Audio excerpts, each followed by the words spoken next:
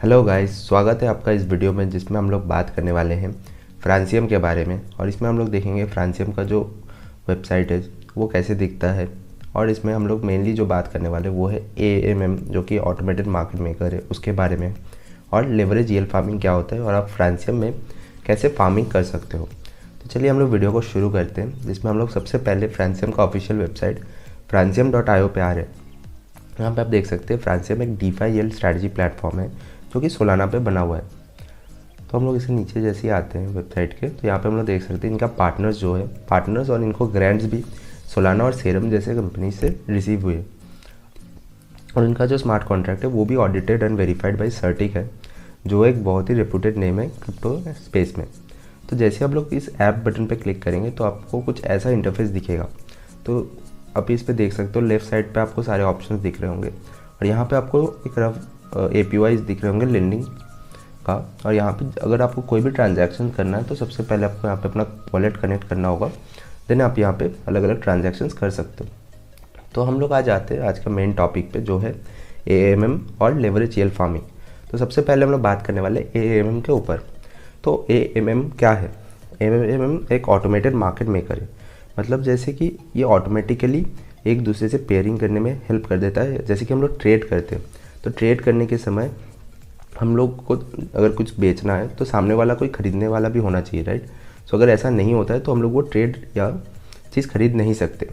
तो जब हम लोग डीफाई का बात करते हैं, डिसेंट्रलाइज फाइनेंस में, तो यहाँ पे हम लोग को ऑटोमेटेड मार्केट मेकर समझना पड़ेगा। तो ऑटोमेटेड मार्केट मेकर क्या है? वो एक प्रोटोकॉल है जो कि डेक्स को हेल्प करता है उसका फंक्शनिंग में, या उसका जैसे हम लोग ट्रांजैक्शंस करते हैं डेक्स में तो उसमें वो हेल्प करता है। तो चलिए इसका और भी डिटेल जानते हैं हम लोग।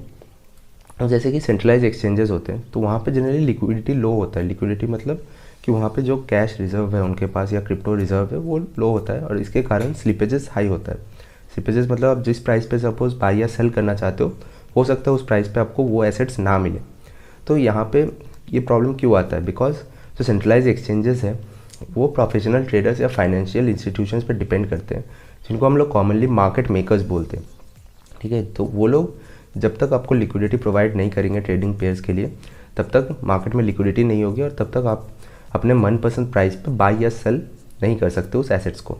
बस डेक्स ऐसा नहीं काम कर सकता है, बिकॉज डेक्स में कोई ऐसा मार्केट मेकर्स नहीं होते जो कि सेंट्रलाइज एक्सचेंजेस पे हो सकते हैं। सो डेक्स पे कौन सा मैकेनिज्म यूज़ होता है? डेक्स पे AMMs यूज़ होते हैं, क्योंकि यहाँ पे जो मैचिंग सिस्टम है या जो ऑर्डर बुक्स है वो ऑटोमेटिकली मैच कर देते हैं। और यहाँ पे जो एसेंस है वो ये है कि यहाँ पे कोई भी एक दूसरे से ट्रांजैक्शंस नहीं हो रहे, बट यहाँ पे जो भी लिक्विडिटी है वो लॉक्ड होता है एक स्मार्ट कॉन्ट्रैक्ट में, और इस स्मार्ट कॉन्ट्रैक्ट को हम लोग बोलते हैं लिक्विडिटी पूल। तो अगर आपको इसमें पार्टिसिपेट करना है तो आप क्या कर सकते हो? आप यहाँ पे लिक्विडिटी प्रोवाइडर बन सकते हो। कि सपोज़ आपके पास कोई एक पुल है जैसे कि ETH USDT पुल, तो यहाँ पे अगर आपको कंट्रीब्यूटर बनना है या लिक्विडिटी प्रोवाइडर बनना है तो आपको एक प्री डिटरमाइंड रेशियो में ETH और USDT इसमें डिपॉजिट करने पड़ेंगे, और तब आप इसके में लिक्विडिटी प्रोवाइडर का रोल निभा सकते हो। तो फिर जैसे हम लोग एक एग्जांपल लेते हैं कि सपोज़ एक ट्रेडर को ETH लेना है, तो वो क्या करेगा? वो USDT देगा और उसके बदले में उसको ETH मिलेगा। तो सपोज़ वो डेक्स पे ट्रेड कर रहा है तो वो जाके USDT देता है एंड उसके बदले में वो ETH को खरीदता है। तो इससे क्या होता है? जो लिक्विडिटी पुल होता है उससे ETH निकल जाता है। सो जो ETH का अमाउंट है उस पुल में वो गिर जाता है, जो कि ETH का प्राइस को इंक्रीज़ कर देता है। तो इसी वजह से AM या जो ऑटोमेटेड मार्केट मेकर है वो वर्क करता है।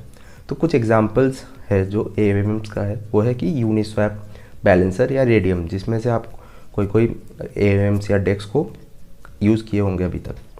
तो अब आते हैं हम लोग नेक्स्ट पॉइंट पे, जो है कि यहाँ पे जो लिक्विडिटी प्रोवाइडर्स है उनका क्या प्रॉफिट या क्या रिस्क हो सकता है।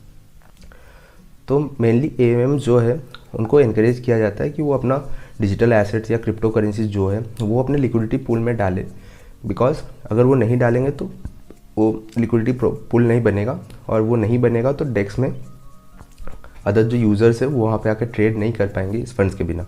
बट उनको भी तो कुछ देना पड़ेगा, राइट। अगर उनको कोई इंसेंटिव्स नहीं मिल रहे तो वो अपना क्यों डिजिटल एसेट्स वहाँ पे स्टेक करेंगे या क्यों वहाँ पे डिपॉजिट करेंगे? तो एज एन इंसेंटिव ये जो प्रोटोकॉल्स होते हैं जहाँ पे ये लोग लिक्विडिटी देते हैं तो उनको रिवार्ड करता है एक फ्रैक्शन का, जो कि फ़ीस का फ्रैक्शन होता है। बिकॉज हम लोग जो भी सेंट्रलाइज या डिसेंट्रलाइज एक्सचेंजेस में ट्रांजैक्शंस करते हैं उसमें हम लोग का एक फ़ीस कटता है, राइट। तो इस फीस का एक फ्रैक्शन जो भी लिक्विडिटी प्रोवाइडर्स LPs जिसको हम लोग बोलते हैं उनको पेड बैक कर दिया जाता है जैसे ही ट्रांजैक्शन होता है इस पूल में। और ये जो AMMs है तो उनको और गवर्नेंस टोकन्स भी दिया जाता है जिसको हम लोग LPs बोलते हैं। सो इसी को हम लोग EL फार्मिंग बोलते हैं। सो यहाँ पे जो प्रॉफिट है एक लिक्विडिटी प्रोवाइडर का LPs का, वो ये है कि वो जब लिक्विडिटी प्रोवाइड कर रहे हैं तो उनको एक फ्रैक्शन मिल रहा है ट्रेडिंग फीस का, और उसके साथ उनको एक गवर्नेंस टोकन भी मिल रहे हैं जो कि उनका फार्मिंग रिवार्ड्स है। तो ये तो हो गया इंसेंटिव की बात और इसका फ़ायदे की बात। अब आते हैं इसमें क्या पॉसिबल रिस्क हो सकता है। तो इसमें जो पॉसिबल रिस्क हो सकता है वो है इम्परमानेंट लॉस। तो ये क्या होता है, तो जैसे हम लोग लिक्विडिटी पूल में 2 एसेट्स देते हैं तो उसका कुछ एक प्रीडिटरमाइंड रेशियो होता है, राइट। बट जब इस रेशियो में या प्राइस रेशियो में फ्लक्चुएशंस आते हैं तो हम लोग को इम्परमानेंट लॉसेस का चांसेस बनते हैं। तो हम लोग इसको और थोड़ा डीपली देखेंगे कि यहाँ पे जैसे लिखा हुआ है the higher the price change the higher the loss incurred. जैसे कि जब भी ये जो रेशियो है आपका, तो ये रेशियो एक प्रीडिटरमाइंड होता है। तो सपोज़ कोई भी एक एसेट, जैसे हम लोग पिछले में ETH और USDT लिए, सो सपोज़ ETH का प्राइस बहुत ज़्यादा हाई चला गया एंड USDT का बहुत ज़्यादा डाउन चला गया, राइट। सो जितना हाई ये प्राइस चेंज होगा दोनों एसेट्स में उतना आपका हायर चांस होगा लॉस करने में। बट ये जो लॉसेस है आपका ये परमानेंट नहीं है, बिकॉज ये जो लॉसेस है ये वोलेटिलिटी के कारण आते हैं। बट कुछ टाइम के बाद हो सकता है ये वोलेटिलिटी वापस रिवर्ट बैक करे और जो पोजीशंस पे आपने अपना एसेट्स लगाए थे उसी रेशियो पे फिर वापस आ जाए। तो इसीलिए हम लोग इसको बोलते हैं इम्परमानेंट लॉस। और क्योंकि यहाँ पे जो लॉस है वो कभी परमानेंट नहीं हो सकता, और अगर आप कभी भी जब भी ये फ्लक्चुएशंस हो रहे तब अपना एसेट्स निकालते हो तो आपको ज़रूर लॉस हो सकता है। बट अगर आप वेट करते हो उस टाइम पे कि प्राइस का जो रेशियोज़ है वो वापस आ जाए एंड फ्लक्चुएशन फिर से सही हो जाए, तब आपका जो लॉस हुआ है वो वापस से नॉर्मल हो जाएगा या वो इम्परमानेंट रहेगा। तो ये एक हाई रिस्क हो सकता है कि जो लिक्विडिटी प्रोवाइडर्स है उनको इम्परमानेंट लॉस झेलना पड़े, बट जो इंसेंटिव्स है वो रिलेटिवली हाई होते हैं।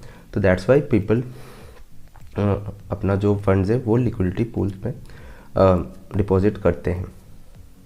नेक्स्ट हम लोग जो टॉपिक के बारे में बात करने वाले हैं वो है लेवरेज DL फार्मिंग। सबसे पहले हम लोग समझते हैं लेवरेज क्या होता है। तो बहुत बार ऐसा होता है कि यूजर्स के पास फंड्स नहीं होते हैं, उनको बहुत बड़े ट्रेड्स लेने का इच्छा होता है। सो वो क्या कर सकते हैं, यूजर्स जो भी प्रोटोकॉल्स है वो उस पर जाके वो टोकन्स या मनी वो बोरो कर सकते हैं, ताकि वो अपना जो फार्मिंग पोजीशन है उसको उसका जो स्टेक है, लाइक फार्मिंग पोजीशन अगर वो $10 का ले रहे हैं तो वो और $10 या $20 को वो बोरो कर ले और उसको वो फार्म करे ताकि उनको एडिशनल फार्मिंग बेनिफिट्स मिल सकते हैं। तो ये जो प्रोसेस है बहुत ही ज़्यादा सिंपल है। वो क्या होता है कि यहाँ पे लेवरेज DL फार्मिंग जो प्रोटोकॉल्स है जैसे कि फ्रांसियम, तो यहाँ पे आप यूज़र्स आ सकते हैं और यहाँ पे वो डिपॉजिट कर सकते हैं कोई भी 2 टोकन्स इन एनी प्रोपोर्शन। और जैसे ही यूज़र्स ने अपना डिपॉजिट करते हैं तो वो कोई एक टोकन भी कर सकते हैं या कम्बिनेशन भी कर सकते हैं दोनों टोकन्स का। जैसे ही वो हो जाता है देन वो उस पर लेवरेज ले सकते हैं या उन पर लोन ले सकते हैं, आप समझ सकते हो। तो 1x लेवरेज जो होता है उसका मतलब है कि आप कोई लेवरेज नहीं ले रहे हो, जो आप पैसा डाल रहे हो उतना ही का आप उस पर ट्रेड करो। सपोज वो आप $10 का हम डिपॉजिट किए हो तो आप $10 के ट्रेड कर सकते हो। बट 2x लेवरेज का मतलब क्या है कि अगर आप $10 लगाए हो तो 2x लेवरेज मतलब आपको और $10 मिलेंगे जिसको आप डिपॉजिट कर सकते हो एंड उससे फार्मिंग कर सकते हो। एंड 3x लेवरेज मतलब ये है कि आप जो डिपॉजिट किए उससे 2 टाइम्स ज़्यादा आप बोरो कर सकते हो। लाइक अगर $10 आपने डिपॉजिट किए तो आपको $30 मिल जाएंगे ताकि आप उससे फार्मिंग कर सकें। देन आ जाता है कि आप जैसे ही एक बार अपना लेवरेज सिलेक्ट कर लेते हैं और एक पोजीशन ओपन कर देते हैं तो ये प्रोटोकॉल क्या करता है, आपका जो भी डिपॉजिटेड या कोलेटरल वाला फंड है और जितना फंड्स आपने बोरो किए हैं उसको वो लेता है और वो टैक्स पे डाल देता है, जो कि 50-50 प्रोपोर्शन में होता है। एंड देन उसको वो लोग एक लिक्विडिटी में ऐड कर देते हैं डेक्स के अंदर, लिक्विडिटी पूल में। एंड वहाँ से जो भी LP टोकन्स मिलते हैं वो लोग उसके फार्म्स जो सब्सिक्वेंट फार्म्स होते हैं उसमें वो डाल देते हैं। सो ये जो पूरा EL फार्मिंग का प्रोसेस है इसमें कुछ रिवार्ड्स भी होते हैं। सो इसका EL फार्मिंग में आपका रिवार्ड्स कैसे कैलकुलेट किया जाएगा, EL फार्मिंग में आपका जो सबसे पहला है वो है कि फार्मिंग रिवार्ड्स, जैसे कि LP टोकन से जो आप फार्म करके जो आपको रिवार्ड्स मिलेंगे उसका, प्लस उसके साथ आप जो ट्रेडिंग फीस, लाइक आपने लिक्विडिटी प्रोवाइड किया तो उसका जो एक portion of the trading fees है जो हम लोग ने पिछले सेक्शन में डिस्कस किया था वो भी आपको मिलेगा। और इसके साथ अगर आपको कुछ इम्परमानेंट लॉस होता है तो वो इस यहाँ से माइनस होगा, और माइनस एक बोर्ड इंटरेस्ट, बिकॉज आप जो लेवरेज ले रहे हो वो किसी से उधार ले रहे हो या प्रोटोकॉल से उधार ले रहे हो, सो आपको उस पर इंटरेस्ट भी देना, राइट। तो इसका अगर ये जो पूरा फॉर्मूला है जैसे farming reward plus trading fees minus impermanent loss minus boarding interest, तो ये अगर पॉजिटिव आता है तो आप यील्ड फार्मिंग में प्रॉफिट्स कर रहे हो। बट यहाँ पे लेवरेज लेने का एक बहुत ज़्यादा बड़ा पॉइंट ये आ जाता है कि यहाँ पे जितना ज़्यादा प्रॉफिट होता है तो यहाँ पे उतना ही ज़्यादा चांस होता है कि आपका इम्परमानेंट लॉस हो जाए, बिकॉज पहला तो आप बोरो करके ले रहे हो पैसे को, एंड अगर यहाँ पे बहुत ज़्यादा फ्लक्चुएशन हम लोग को देखने मिले तो हो सकता है हम लोग अपना फंड्स भी गंवा दें। जो अगला टॉपिक है इसके बाद जिस पर हम लोग बात करने वाले हैं वो है कि लॉन्ग शॉर्ट और न्यूट्रल पोजीशंस। तो जब भी हम लोग फार्म्स करते हैं या ट्रेड्स लेते हैं तो हम लोग को कुछ पोजीशंस लेने पड़ते हैं मार्केट में, तो इसको हम लोग बोल सकते हैं कि लॉन्गिंग, शॉर्टिंग या हेजिंग या न्यूट्रल पोजीशंस। चलिए जानते हैं लॉन्ग, शॉर्ट और न्यूट्रल पोजीशंस क्या होते हैं। तो लॉन्ग पोजीशंस क्या होते हैं कि सपोज़ आपको पता है कि आज एक कमोडिटी या कोई भी एसेट का प्राइस कम है और वो आगे जाके बढ़ेगा, उसका price in the long run उसको बढ़ेगा। उसका क्या कर सकते हो, आप उसको आज खरीद सकते हो एंड कल अगर उसका प्राइस बढ़ जाए तो कल आपको उसको सेल करके आप उससे प्रॉफिट्स बना सकते हो। कि सपोज़ आप कोई भी कमोडिटी या कोई भी एसेट आज $10 पे ख़रीद रहे हो एंड आपको पता है वो 2 दिन में उसका प्राइस $12 हो जाएंगे, तो आप उसको आज ख़रीद लिए एंड 2 दिन बाद जब उसका प्राइस $12 हो गया तब आपने उसको मार्केट में बेच दिया एंड आपको बस इसी से $2 का प्रॉफिट हो गया। तो इसको हम लोग बोलते हैं लॉन्ग पोजीशन, जिसमें हम लोग पहले खरीदते हैं और बाद में जब उसका प्राइस बढ़ जाता है तो उसको हम लोग बेच देते हैं। देन सेकंड जो हम लोग कर सकते हैं वो है शॉर्ट पोजीशंस। तो इसमें क्या होता है, सेम लाइक कोई भी कमोडिटी या एसेट जो होता है, अगर हम लोग को पता है कि उसका आगे वाले टाइम में प्राइस गिरने वाला है, लाइक उसका प्राइस डिप्रिशिएट करने वाला है, तो हम लोग क्या कर सकते हैं, हम लोग आज वो वाला एसेट को किसी से लोन में ले सकते हैं और उनको हम बोल सकते हैं कि हम लोग एक सर्टेन टाइम पीरियड के बाद उनका जो एसेट है वो वापस कर देंगे, एंड उसी में जब आगे जाके उसका प्राइस गिर जाता है तब हम लोग उसको फिर से ख़रीद के उनको वापस कर दे सकते हैं, राइट। तो इसमें क्या होता है कि सपोज़ कोई भी कमोडिटी या कोई भी एसेट है कि वो $10 का है, राइट। तो हम लोग ने क्या किया, पहले जाके उस $10 को मार्केट में सेल कर दिया आज, और मुझे पता है कि वो कल जाके उसका प्राइस नीचे आ जाएगा। तो मैंने जिससे लोन लिया या जिससे मैं वो बोरो या उधार लिया है तो उसको मेरे को लौटाना है, बट मेरे को पता है 2 दिन में उसका प्राइस $8 तक चला जाएगा। तो मैं जाके आज उसका जो मैं उधार लिया उसको मैं जाके मार्केट में बेच दिया, ओके। मार्केट में बेचने के बाद मेरे पास $10 आ गए एंड 2 दिन बाद जब उसका प्राइस नीचे गिर के $8 हो गए तो मैंने सेम कमोडिटी या एसेट को फिर से ख़रीद लिया एंड ख़रीद के जो उसका ओनर था उसको फिर से रिटर्न कर दिया। बट यहाँ पे मैंने ₹10 में पहले एसेट को बेचा, फिर $8 में ख़रीदा, तो इसमें डिफरेंस जो रहा वो था $2 का। तो मुझे ये ट्रांजैक्शन से $2 का फ़ायदा हो गया। तो जैसे लॉन्ग पोजीशन में हम लोग पहले ख़रीदते फिर जाके उसको बेचते, बट इन शॉर्ट पोजीशंस हम लोग पहले बेचते उस एसेट को और बाद में जब उसका प्राइस घट जाता है फिर से ख़रीद के उसका जो ओरिजिनल ओनर है उनको रिटर्न कर देते हैं। तो ये 2 टाइप्स ऑफ पोजीशंस है जो जनरली हम ट्रेडर्स यूज़ करते हैं to make profits in the market. And the third type of position जो है वो है न्यूट्रल पोजीशंस। कि सपोज़ आपको लॉन्ग पोजीशंस नहीं लेने बिकॉज आपको लगता नहीं वो ऊपर जाएगा, या आपको शॉर्ट्स भी पोजीशन नहीं लेने, लाइक आपको ना ही ऊपर की तरफ बेट खेलना है और ना ही उसके प्राइस के नीचे की तरफ बेट करना है, मतलब आपको उसका प्राइस पे बेट ही नहीं करना है। सो अगर आपको बस उसका माइनिंग रेवेन्यू चाहिए तो आप न्यूट्रल पोजीशंस लगा सकते हैं। तो क्या होगा, इसका जो भी प्राइस फ्लक्चुएशंस होगा उससे आपका कोई भी इम्पैक्ट नहीं होगा और आपका जो माइनिंग रेवेन्यू है तो आप इससे कमा सकते हो। तो जैसे हम लोग ने अभी डिस्कस किया लॉन्ग पोजीशंस, शॉर्ट पोजीशंस और न्यूट्रल पोजीशंस के बारे में, तो हम लोग अभी देखते हैं कि हम लोग फ्रांसियम में कैसे लॉन्ग, शॉर्ट या न्यूट्रल पोजीशंस ले सकते हैं। तो हम लोग आ चुके हैं फ्रांसियम के ऐप पे, जिसको मैंने आपको वीडियो के शुरुआत में दिखाया था, और यहाँ पे मैंने अपना एक वॉलेट भी कनेक्ट कर लिया है, ठीक है। तो पहले आपको वॉलेट कनेक्ट कर लेना है, और वॉलेट आप फैंटम वॉलेट यूज़ कर सकते हो सिंप्लिसिटी के लिए।